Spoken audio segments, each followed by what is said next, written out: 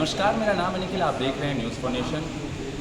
कांग्रेस के दिग्गज नेता, मध्य प्रदेश के पूर्व मुख्यमंत्री और राज्यसभा सांसद दिग्विजय सिंह आज पटना पहुंचे। पटना पहुंचते उन्होंने एक प्रेस वार्ता का आयोजन किया, जिसमें उन्होंने साफ तौर पर मोदी सरकार की नीतियों पर के खिलाफ आवाज़ उठाया। उन्होंने साफ तौर पर कहा कि निजीकरण जिस तरीके से भारत में हो रहा है, यह दर्शाता है कि जिस प्रकार से एक घर में नालायक बेटा होता है वो घर की संपत्तियों को बेच देता है, और जो लायक बेटा होता है वो पुरातन संपत्तियों को सजो कर रखता है। साथ ही साथ उन्होंने नीतीश कुमार पर भी हमलावर दिखे दिग्विजय सिंह। उन्होंने कहा कि नीतीश कुमार ने आरएसएस और बीजेपी के सामने घुटने टेक दिया है। नीतीश कुमार जातिगत जनगणना को लेकर दिल्ली तो जाते हैं, लेकिन उनकी बातों को सुनी नहीं जाती।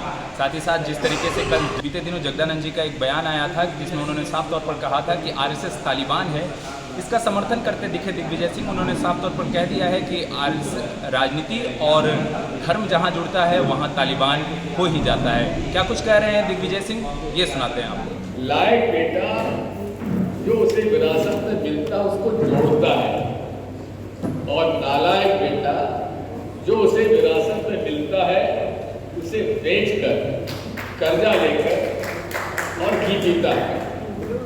यही फर्क है कांग्रेस और भाजपा में। मोदी जी कहते हैं कि पिछले 70 साल में कुछ नहीं हुआ। अगर 70 साल में कुछ नहीं हुआ तो आप बेच क्या रहे हैं? वो संस्थाएं अब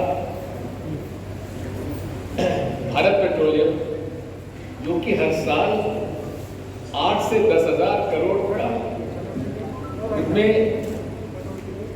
आपको मुनाफा देता है, उसको भी वो बेचना चाहते हैं। LIC जो 100 करोड़ से पंडित जवाहरलाल नेहरू ने शुरू की थी, वो आज अपनी लाखों करोड़ की हो गई है, और करोड़ों लोगों को उन्होंने सस्ते दामों पर, सस्ते प्रीमियम पर जीवन बीमा कराया है, उसको भी बेचना चाहते हैं। इसकी वजह से आज आपके बिहार में भी LIC के एजेंट्स में लगातार कमी होती जा रही है, क्लाइंट्स में कमी होती जा रही है। उसकी सारी बातें आपके सामने मैं रखना चाहूँगा।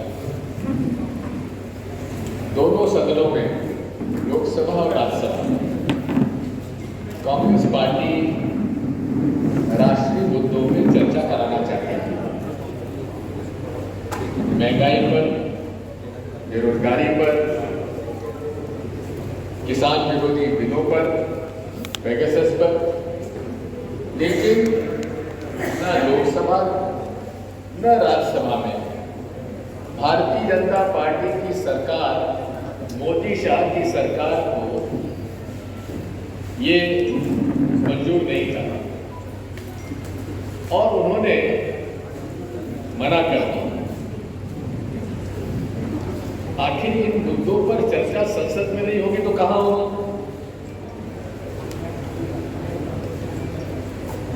एक तरफ यूपीए सरकार में और उसके पहले कांग्रेस पार्टी की सरकारों में जब इस प्रकार के जनता से जुड़े हुए मुद्दों पर चर्चा के लिए मांग की गई, चर्चाएं हुई, बहस हुई, उन्होंने विपक्ष ने अपना पक्ष रखा, सरकार ने अपना पक्ष रखा, और जनता के सामने ये बात कही।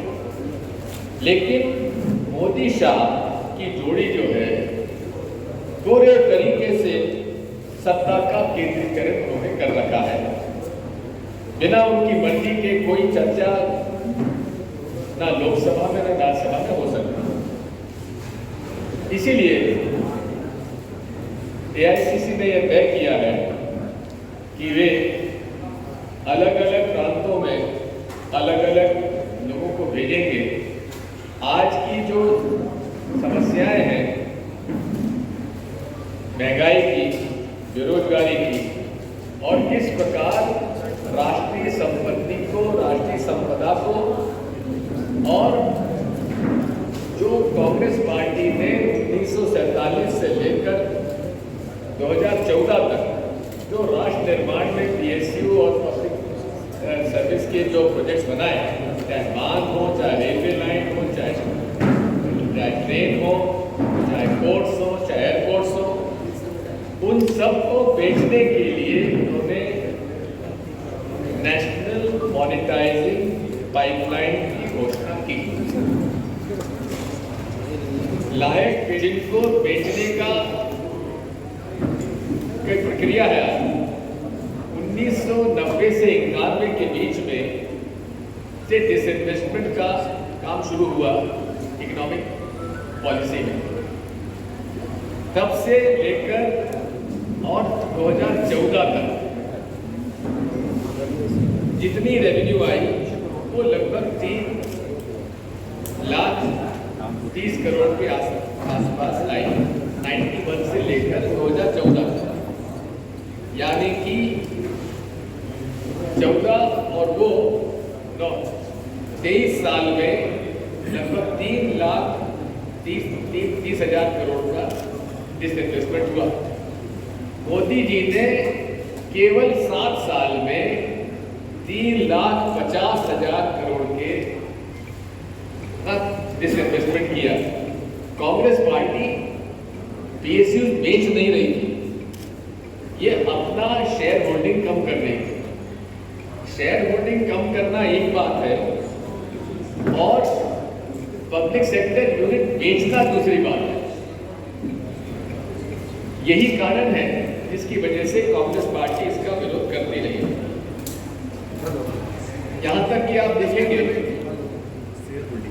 कि जो किसानों के खिलाफ कानून लाए गए उसका केवल एकमात्र उद्देश्य है कि इस देश में लगभग 20 लाख करोड़ का एनुअल एग्रीकल्चर कमोडिटी का व्यवसाय है और उसमें चूंकि मंडियों के अंदर रजिस्ट्रेशन करना पड़ता है सब व्यापारी को, उसकी हैसियत देखी जाती है, चेक किया जाता है कि उसमें इतना माल खरीदने की क्षमता है कि नहीं।